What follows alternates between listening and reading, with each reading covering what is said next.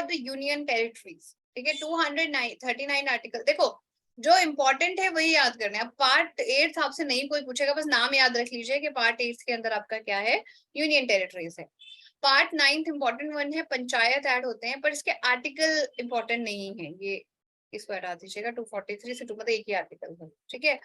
Part 9 A, this is municipalities, ये आपका village level पे एडमिनिस्ट्रेशन सिस्टम है। म्युनिसिपैलिटीज आपका सिटीज लेवल पर है, ठीक है, इसको नोट कर लीजिए। इसमें 243 ये ओ है, ठीक है। आप ओ में नहीं, ओ को अच्छे से लिखिएगा फिर, ठीक है। नहीं चाह रही थी कि आपको इसको ऐड करवाऊं, पर इसमें लिखा हुआ है तो ठीक है।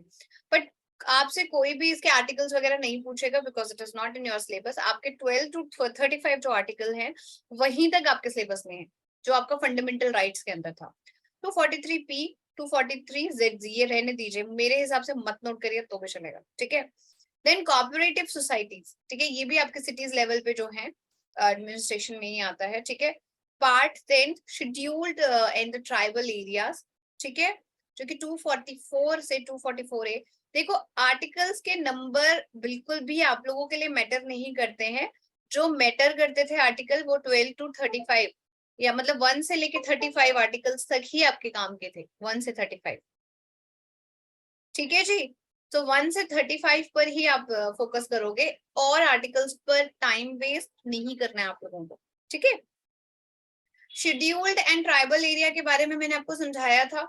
शेड्यूल्ड एरियाज, ट्राइबल एरियाज या शेड्यूल्ड कास्ट, शेड्यूल्ड ट्राइब्स बताया था ना बेटा। जो प्रिविलेज्ड या अंडर प्रिविलेज्ड या बैकवर्ड क्लासेस है हमारे यहाँ, ठीक है, इंडिया के अंदर, आफ्टर इंडिपेंडेंस उनको भी अपलिफ्ट करने के लिए उनको कुछ लिस्ट बना के, मतलब कुछ लिस्ट कर दी, मतलब ये कुछ कास्ट वगैरह हमने लिस्ट बना दी, तो उनको हम शेड्यूल कहते हैं। इस वजह से शेड्यूल में डाल दे, मतलब एक लिस्टेड को बोलते हैं। शेड्यूल वर्ड का मतलब है लिस्टेड कास्ट, लिस्टेड ट्राइब्स, ठीक है, समझ आइए आपको। उसका कोई और मीनिंग नहीं है। जैसे SC ST का मतलब है कि वो कास्ट जो है वो लिस्ट में है, उनको स्पेशल प्रोविजंस मिलेंगे, स्पेशल रिजर्वेशंस मिलेंगे, स्पेशल आपके क्या कह सकते हैं उनको, प्रिविलेजेस ही मिलेंगे, फिर कह सकते हैं कुछ स्पेशल फैसिलिटीज, ठीक है। Part 11 says about the relationship between the union and the states, relationship between the union and the state, ठीक है। as we all know about that India is a federal country, federalism show करता है, ठीक है। तो federalism में state और union का रिलेशनशिप बहुत इंपॉर्टेंट है, एंड जिसमें यूनियन काफी स्ट्रांग है, स्टेट्स जो है मतलब उनकी जो है कमांड जो है अल्टीमेटली यूनियन के पास है।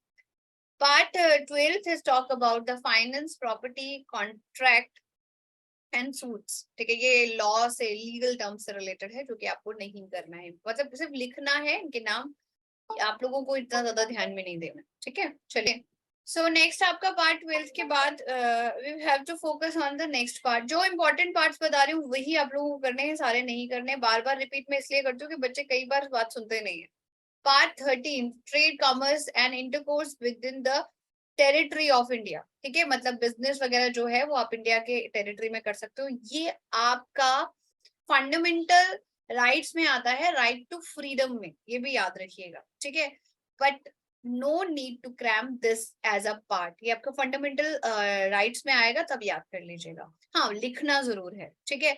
You don't need to remember about the articles related to this part. Also, the part number 14, the service under the union and the states, important है but not for you, but आप नाम याद रख लीजिएगा। Part आपका ये है आपका ट्रिब्यूनल्स पर, ठीक है।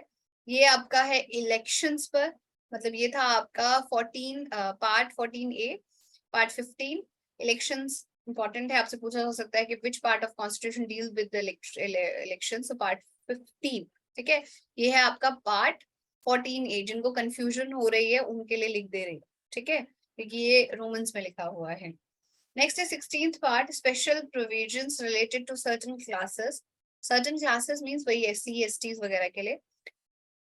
पार्ट आपका 17 इज इम्पोर्टेंट वन, क्योंकि जैसे मैंने शेड्यूल्स बताए थे तो उसमें मैंने लैंग्वेजेस बताई थी, तो 20 ऑफिशियल लैंग्वेजेस हैं इंडिया के अंदर। How many? 20 official languages are there, ठीक है। नाउ देयर आर पार्ट क्या कहते हैं आपका 17, that actually deals with your official languages. Official language. Part 18 है इमरजेंसी प्रोविजंस। इमरजेंसी कंट्री के अंदर आपकी फाइनेंशियल हो सकती है, ठीक है, आपकी वॉर रिलेटेड इमरजेंसी हो सकती है, जैसे अगर कोई दूसरी कंट्री हम पर अटैक कर दे, ठीक है, या फिर फाइनेंशियल कंडीशन में हमारा जो रुपीज है वो उसकी मार्केट डाउन हो जाए बहुत ज्यादा, वो उसकी वैल्यू की बिल्कुल ही डाउन हो जाए, जैसे अभी रिसेंटली आपका श्रीलंका में हुआ था। तो ऐसे केसेस में इमरजेंसी में क्या क्या चीजें की जाती हैं, वो इमरजेंसी प्रोविजंस आपके 352 से लेके 360 के अंदर दे रखे हैं। नोट कर लिया सबने?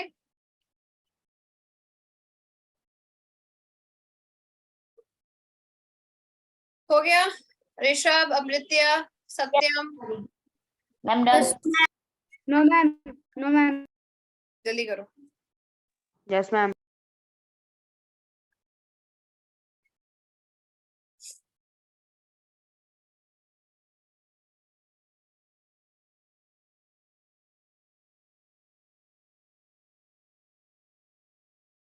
जिनका हो गया है please raise your hand.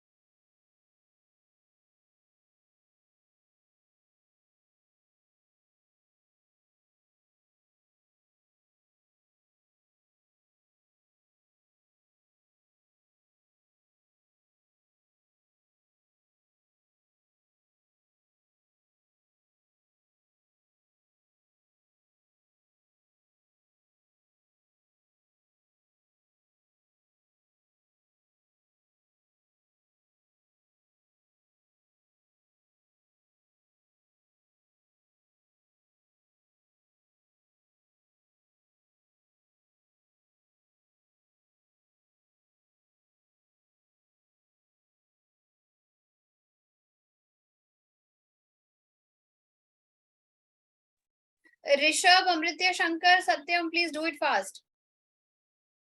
Ma'am मेरा तो हो गया। किसका रह गया? हैंड रेज कर लो ना ऋषभ, मुझे कैसे पता चलेगा आपका?